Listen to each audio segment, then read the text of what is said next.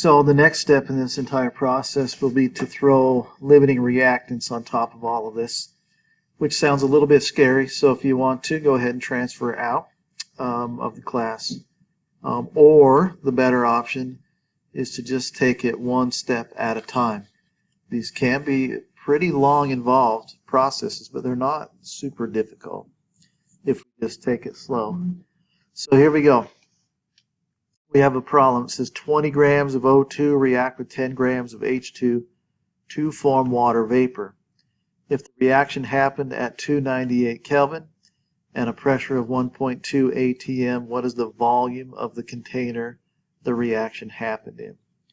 All right, so we know it's a Pivnert problem because we're having to solve for volume. We know it's a limiting reactant problem because I've given you the masses of both of the reactants. So first we have to write out and balance the reaction.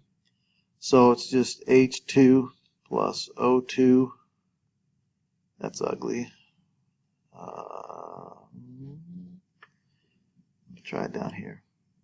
H2 plus O2 goes to H2O. Then we have to balance it. Since there are only one H or O and O on the right, we have to put a 2 right here. That makes 4 H's, so we put a 2 right here, and then we put a 1 right there. So that's the balanced reaction. Now we're going to determine the limiting reactant. So to do that, you might need to review from chapter 4, but to do that, we convert both of the grams to moles.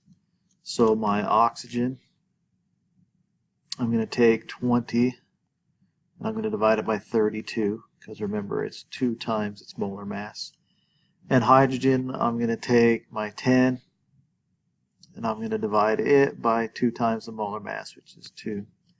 And I'm going to write their moles right up here. I'm going to have 5, and then 20 30-seconds is 10/16, and I'll pause. I do have a calculator right here now, which is 0.625. And then the next question to ask yourself, this one's pretty easy, and I made it that way. You ask yourself, based on these coefficients, is 5 at least 2 times bigger than this number? And for sure it is. So our limiting reactant, fairly obviously in this problem, will be oxygen. All right, so what that is going to mean that at the end of this reaction, the amount of my species, the moles, when we do the math, we know oxygen is going to be 0 because the limiting reactant is always 0 moles at the end of the reaction. So now we need to use the limiting reactant to determine the number of water produced. So I'm going to erase all of this now and do that problem. I do need to remember 0.625, but I have that on my calculator. So, and the reaction was a 212. I'm going to take my 0.625 grams of O2 and make a picket fence that solves for moles of H2O. All right. So, oh, sorry, this is moles. This is moles. So really all I need is the ratios from my balanced chemical equation. If you remember, it was 2H2 plus 1 O2 goes to 2H2O. So for every 1 mole O2, I have 2 mole H2O. Now, a lot of you probably can do that without doing the picket fence, and that's fine. I'm just doing this to explain. You just double that value, so you end up with 1.25 moles of water. Okay, so we're going to need that number, 1.25 moles of water. So we've done these things. Number 4, use the limiting reactant to determine moles of excess reactant. Also, but I know that many of you by now can do this the shorter way. So set up a picket fence where I take my limiting reactant, which was the 0.625 moles O2. I have a 1 down here, 1 mole O2, 2 mole H2. So that's going to be the exact same answer. It's 1.25. Now remember though, the difference here is this is 1.25 moles used. So I have to take my original moles of hydrogen, which was 5, and I subtract 1.25, and I get 3.75.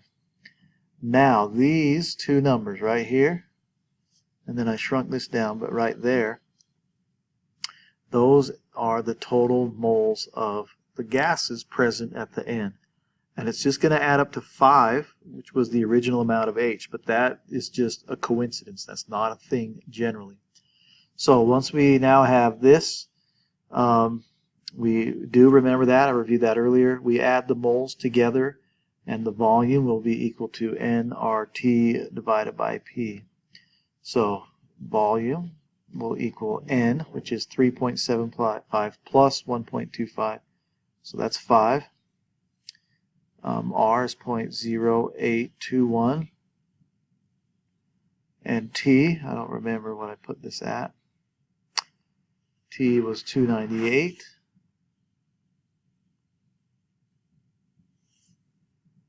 And then our pressure was 1.2, equal to 101.9 liters. That seems really, really large. Let me check my math. Nothing wrong. It is a large number. But there's a number I haven't taught you yet. And what that number is, it's part of Avogadro's actual law or number. And it says that at standard temperatures and pressures, that 1 mole will occupy 22.4 liters of volume. So since we had 5, each one should be around 22. If it was perfect conditions, that'd be around 100. And our answer is around 100, so it is reasonable. All right, so it's tricky, but this is how we do these type of problems. Just follow those steps and see if you can work through this example.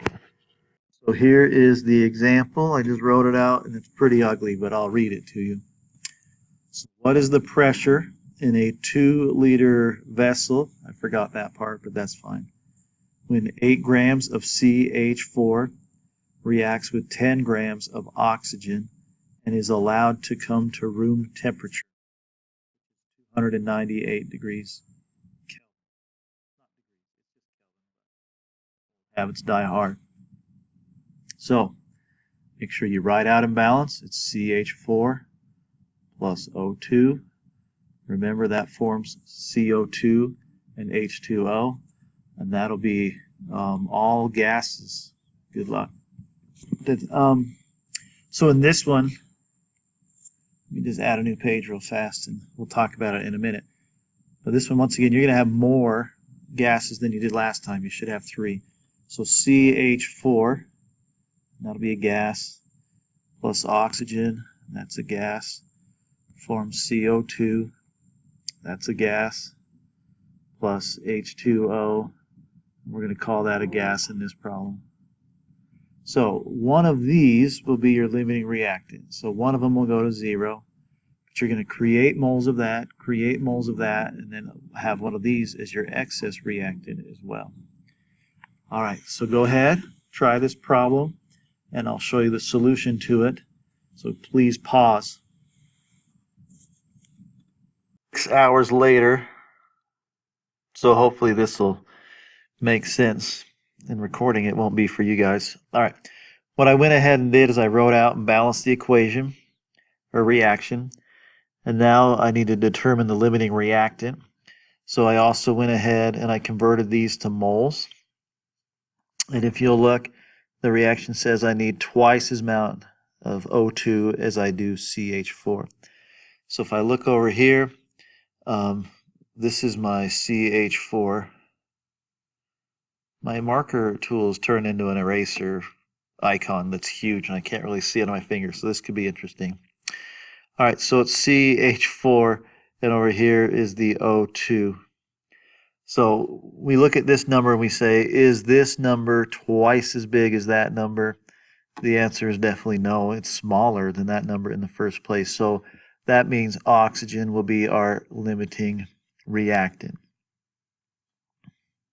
At the end of this reaction, I'll put these in green. At the end, I know I will have 0 moles of O2. All right, so we're going to use this number, my limiting reactant, which is 0.3125. I'm just going to call that 0.31 if you're okay with that. And I'm going to do some cheating here to make this go faster, because it's pretty simple. When your coefficients are just 1, 2, 1, and 2, it's very simple. Since this is a 2 and this is a 2, then the amount of moles of water produced will be the same as the moles of oxygen used up. So you'll have 0.31 moles of H2O. Oh, this is getting hideous, but that says H2O. All right, and then we can also just kind of be smart here. 1 is half of 2, so we will have half as many moles of CO2 produced as we had oxygen produced. So I just divide that in half, and it's 0.155. I'm pretty sure if I do my math wrong, I feel like an idiot. All right, so I'm going to come over here, and really I'm going to cross this out so I don't accidentally use it in the end reaction. All right, now, since this is a 1 and this is a 1, this means I will have 0.155 used moles. I originally had 0.5, so I'm going to take 0.5 and subtract that from it. And that will give me a number that I'm pretty sure I know, but I'll double check so I don't look stupid. On 0.5 minus 0.155. Okay, that is what I thought in my head. I could be lying right now, you wouldn't even know, but it's 0.345. All right, and these are the moles that I have at the end. So now what I need to do is add all of those. Okay, so I did this, did that. The limiting reactant is 0, that's what that is. Add all the moles together. So I have that on already. Plus 0.155 plus 0.31. And I end up with 0.81. And that's equal to N. So now I just do my equation. What is the pressure? So if PV equals nRT, then pressure is equal to nRT over V. So here we go. I'm just going to plug this in. My pressure is equal to 0.81. R is 0.0821. And the temperature was 298. I hope. Let me read again. Oh, yep. And then my volume, I should have looked. I believe that is a 2 as well. And then I'm ready to type that all in and get an answer. 9.9 ATM. All right. So that is how you do these. And obviously, as you can tell by the time it took, these are pretty time intensive. But they don't get much worse after this, just slightly more chemistry, but just about the same amount of math. Now, complete the 2 assignments, or the 2 questions at the end of this video.